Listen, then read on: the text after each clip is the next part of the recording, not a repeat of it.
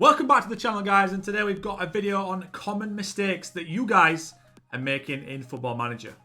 At number one, we have the positioning and off the ball attributes. So positioning is a defensive attribute and off the ball is the offensive attribute. Off the ball is an attribute that reflects the player's ability to move when he's not in possession of the ball, making themselves available to receive a pass in a dangerous position.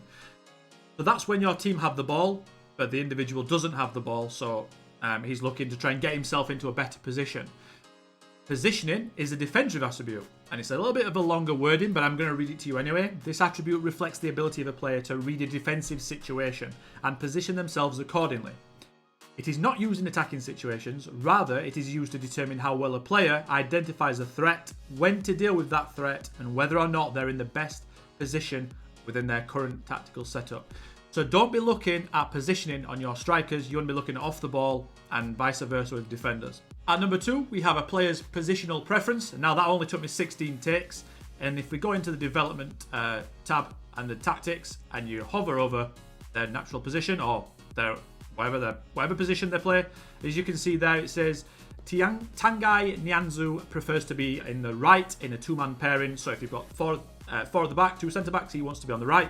And if you play three at the back, he wants to be in the middle or on the right. If you play him on the left, and you might have been doing that unawares, not just him, but check it on any player. If you're playing him on the left, he might not be doing too well. If you move him to the middle or to the right, all of a sudden, he'll prefer that and he should play better. At number three, we have tactical familiarity, and it's something I bang on about all the time, and I will continue to do so until every single Football Manager player uses it. So, tactical familiarity. We're on this screen, tactics screen. We need to click this button here, right? Tactical familiarity. Now, my players all have full tactical familiarity, but if you guys don't, let's say we're in pre-season, what we can do to improve it is, well, there's a number of ways we can do it. So, first of all, we can play with the formation and the tactic that we want. Second of all, we can go into development tab of each player and we can use the role that we want. Now I've got pressing forward because I have been using pressing forward, but in my tactic currently, because I've changed tactic, I could do advanced forward. So if you train them on the position that they play in the tactic, the one at the bottom there on the right, position, role and duty, that will get full quicker, right?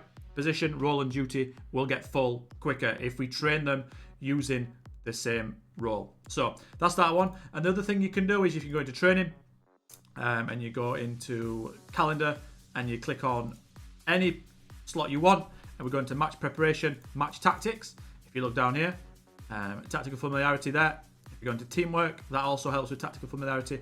Match practice also helps with tactical familiarity. So all those things help with tactical familiarity. Now I keep saying it and I always go on about it, but it's something massively important, because if you've got a player that you play, for example, this guy here is a right back, but he can play centre back. So if I put Matthias in centre back, all of a sudden his familiarity gets lower because he's used to playing at right back. So he will be a little bit rocky at centre back. Now also, let's say, for example, if one of your players, as you can see, the marking attribute there is full. So this guy knows exactly how to mark, when to mark, who to mark in my tactical setup.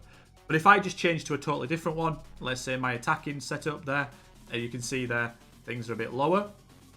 So this is something that my team aren't fully up to date with yet. For example, mentality, I usually play on balanced. So as you can see, there's a little bit of work yet to go to attacking, because that's what I'm playing with.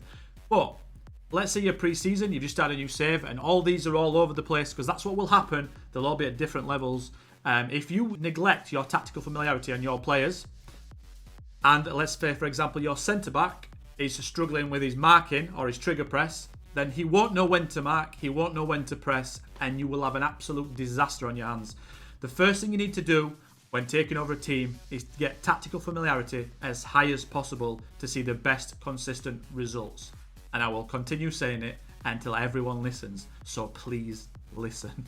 At number four, we have a problem that people usually do in the transfer negotiation section. So Benjamin Sesko is at Leeds on this save, on my save, but this doesn't matter because my tip, and the thing that you guys, I see a lot of you guys do, is the additional clauses section here, right? So before you enter any negotiation with any player ever, in my opinion, I always do this, and I think you guys should do this.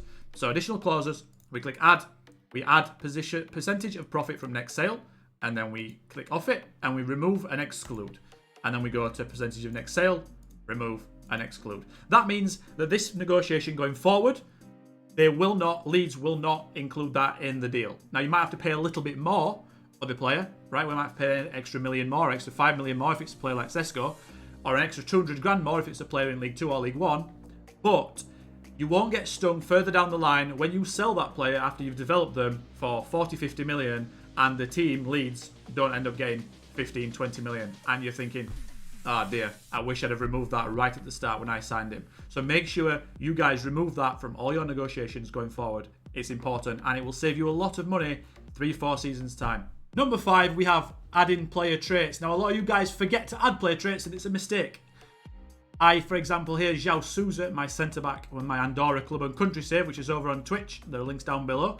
We have just given him the trait of plays short, simple passes. It's a player who prefers to play the short, simple pass rather than attempting through balls or long passes. Now, the reason why I did that, it doesn't mean he will never attempt the long passes, but it will mean more often than not, he will play the short, simple passes.